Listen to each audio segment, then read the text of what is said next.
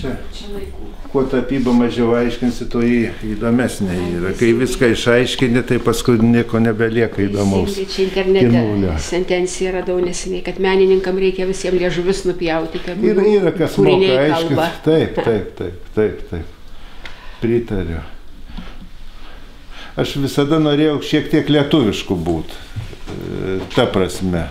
Nes kai buvo atvažiavęs vienu metu pas mus į Lietuvą Vizgirda, Jonynas, buvo Švažas ir Gudaitis, ir jie per dailininkų dirbtuvės. Tai labai buvo įdomus va tokie komentarai. Ir tas mūsų ano laiko, kai jie buvo vadinamas modernizmas, kada kai kurie, tai ypatingai Vizgirda šitą buvo, stovėjo Andriuškevičius, tas gynė pozicijas tas naujas. Sako, kai jūs pašėlos, sako, madai atsiduosit visi. Sako, būkit autentiški su savo šaknim, nes kitaip žūsit šitoj panoramai. Tai va turėjau tokį įdomų pabendravimą su tais klasikais. Būkit tik, sako, saviti, nepakliūkit į tą didelį, kaip sakant, tą. Ištraukiau visiškai čia tokį darbą.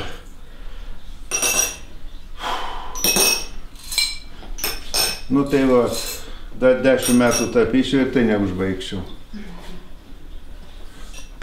Grinai siužetinis toksai, labai nedaug aš jų turiu, tokį. Bet kaip atrakcijai tokiai parodys. Aš iš Rokiškio rajono esu kilęs, iš Panemunio miestelį prie pat Pondelio. Aukštaitiškai Pondelis, ne Pandelis, Pondelis. Taip, o piešt mėgau nuo pat pirmųjų klasių, nuo antros klasės matyti. Bet aš augau ant labai blogos dirvos meninės informacijos, ta prasme. Nebuvo į ką matyti. Vienintelė knyga, kur gera buvo, dabar atsimenu, tai Zmuidzinavičius. O tai Pagoniokas tasai buvo. Nieko nebuvo, absoliučiai. Tai paskui atvažiavo šitie dailininkai Ciplijauskas, Tuleikis su studentų paroda, mane pamatė ir Čiurlionio mokyklą. Ir va to prasidėjo toks gyvenimėlis. Ir kai tu studijavai Dailės institutą, su kuo tu labiausiai suartėjai? Labiau su savo mokytojais negu su bendraamžiais, man atrodo, ne? Ne, su bendraamžiais, kuriais šitą buvo labai pasiskirstę mūsų. Vieni, kurie tapė grinai iš gamtos ir skaitė, kad yra atiduoti, reikia duoklę tai gamtai ir kad visų mokytojai jinai yra o aš jau klėdėjau Gogenų ir Van Gogų, kas man patiko. Ir labai daugam nepatikdavo mano šitas požiūris. Dabar priejo pasakė, Rimai, tu buvai teisus, ne vienas, man į ranką paspausdė, nepyk, sako, už tos laikus. O vėliau, kiek aš prisimenu, tu taip glaudėsi tame rate, kur buvo kiek vyresni, tai Švažas, Tuleikis. Taip, Švažas, Ciplijauskas. Aš su visais bendravau ir su Vaiveryte pabendraudavau, mes labai gerai be manęs liepdavo ir netgi, suprantat, kaip buvo įdomu, kartą einu antro kurso studentas, SMD parodo mano labai daug darbų, šitą SMD, buvo pirmijuoti studijų metais. O už kursinius, tai aš jos atmestinai darydavau, tai didelio balo ir negaudavau, bet nebuvo parodos, kad negautų šitą paskatinimo į Ermitažą važiuoti. Ten aš ir augau faktiškai.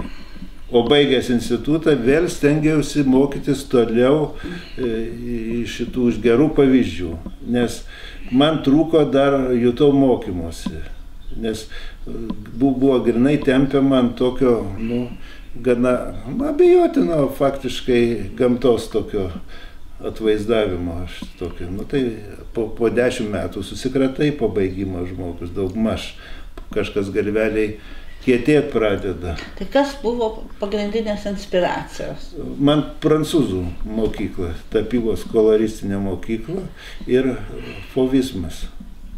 Vis dėlto tapyba turi būti, eiti per spalvą, per ritmiką, per formą, bet aš faktiškai žinojau, studijuodamas jau ir Roščenko, ir visus kitus, nes nueidavau į šitą Mažvydo biblioteką, žiūrėdavau tas knygas ir Kandinskių klėdėjau, bet tai buvo mano visas mokymasis daugiau kaip tokias mano paties savišvieta, nes institutė apie tai nešnekėjo.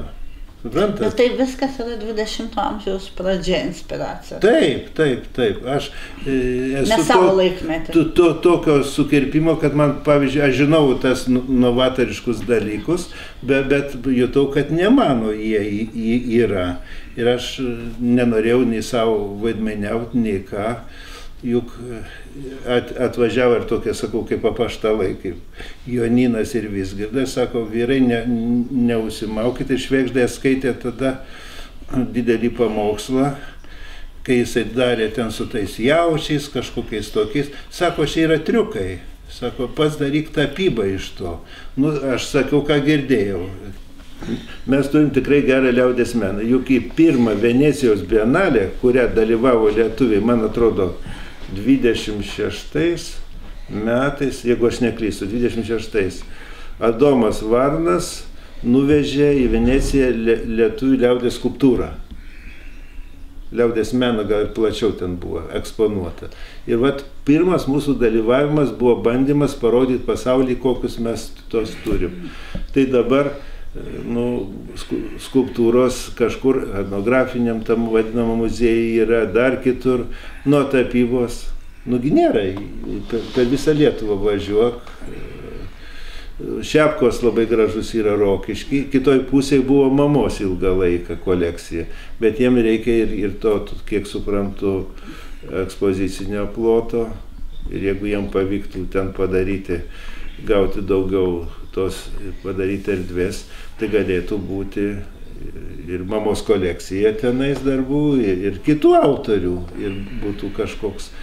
Bet Kulnytė irgi kažką minėjo, kad ir Vilniuje turėtų būti bent 2-3 salės, kaip čia va tas. O dabar yra nekaupiami 25 metai, dailės muziejus nei vieno darbo nepirko liaudies meno, ne vien ką žmonės padovanoja. Vat ir visas problemos. O per dainų šventę, kai būna tos parodos, tai būna labai įdomių tų darbų, šedevriukų to liaudės. Tai jie grįžta pas žmonės, gerai, kad į tos rajoninius muziejus jie nukeliauja. O šiaip tai nemanau.